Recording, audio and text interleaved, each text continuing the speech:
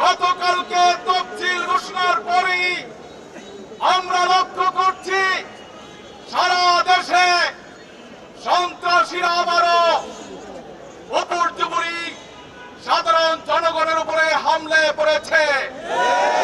শুধু তাই নয়, আমাদের প্রিয় জুলাই যোদ্ধা ওসমান হাদিকে হত্যার উদ্দেশ্যে ওরা খুব নিকট থেকে গুলি করেছে।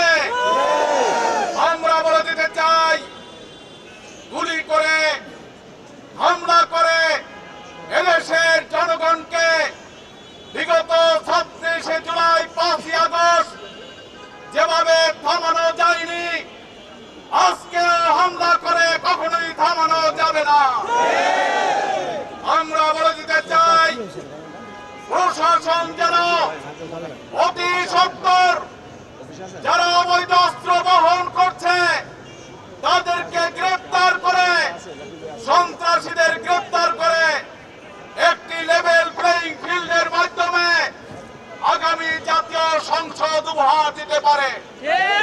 শুধু তাই নয়, বাংলাদেশের যারা সংসদ সদস্য মনোনীত পদপ্রার্থী রয়েছেন তাদের নিরাপত্তার ব্যবস্থার দায়িত্ব রয়েছে অন্তর্বর্তীকালীন সরকারের। তারা কখনোই সেই দায় এড়াতে পারে না। অবিলম্বে যারা ওসমান হাদিকে আঘাত করেছে, যারা গুলি করেছে, অতি সত্বর তাদেরকে গ্রেফতারের মাধ্যমে এদেশের মাটি থেকে সন্ত্রাসের সকল বীজ উপড়ে ফেলতে হবে। সংগ্রামী দেশবাসী, তাই আপনাদের উদাত্ত আহ্বান জানাতে চাই, আগামী দিনে চোখ কান খোলা রেখে দেশের স্বাধীনতা সার্বভৌমত্ব রক্ষার জন্য দেশের সকল মানুষ ঐক্যবদ্ধ পাবে ভূমিকা পালন করবে, এই আহ্বান রেখে আমার বক্তব্য শেষ করছি।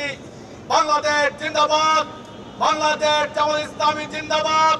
অবিলম্বে গুলিকারীকে গ্রেফতার করে বিচারের দাবিতে আমরা সকলে ঐক্যবদ্ধ ভূমিকা পালন করব। আসসালামু আলাইকুম রহমতুল্লাহ বারাকাতুহু।